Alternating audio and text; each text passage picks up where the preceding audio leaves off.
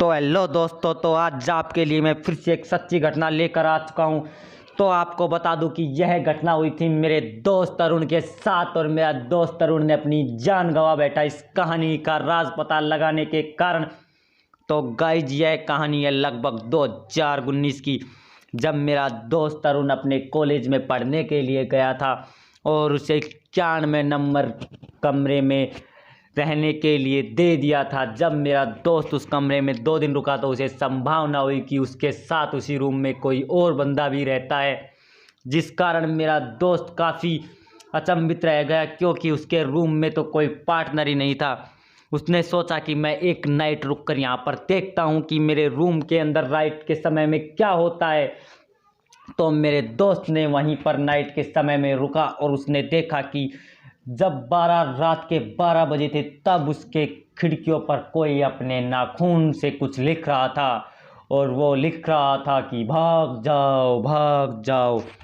पर मेरे दोस्त ने उसकी बात इतनी सीरियस न लेकर वह उसी कमरे में रुक गया, और मेरे दोस्त को जब सुबह देखा गया तो मेरे दोस्त वहाँ पर मरी हुई हालत में पड़ा था।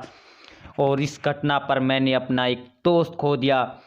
तो भाई, ये कहानी किसी की निजी संभावना को ठेस पहुंचाने के लिए नहीं थी। तो आपको एक घटना और बताता हूं जो मेरे कॉलेज में लगभग 1998 में हुई थी।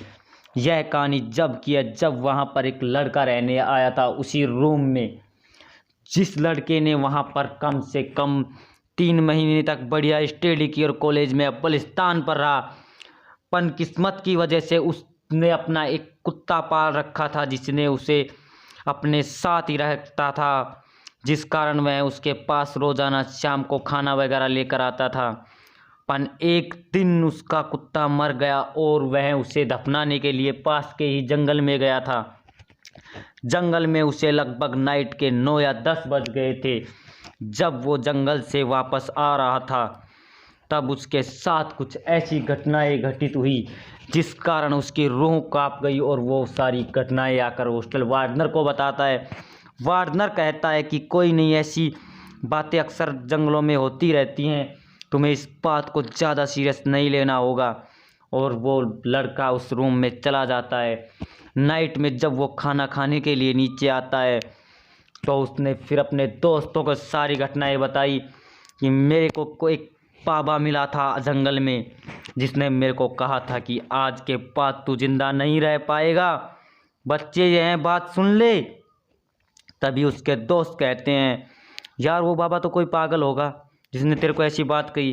क्या आज के ज़माने में तो ऐसी कोई बात ही नहीं होती।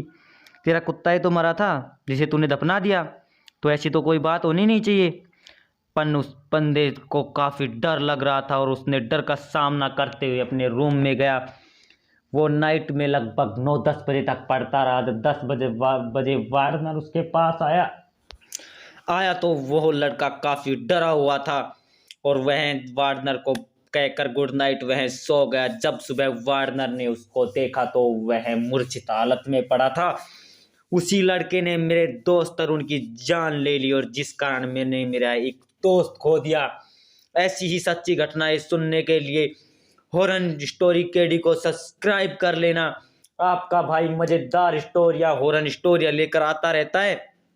किसी भाई को स्टोरी सुनने का शौक हो तो चैनल को रोक लेना और दिल थाम के बैठ जाना।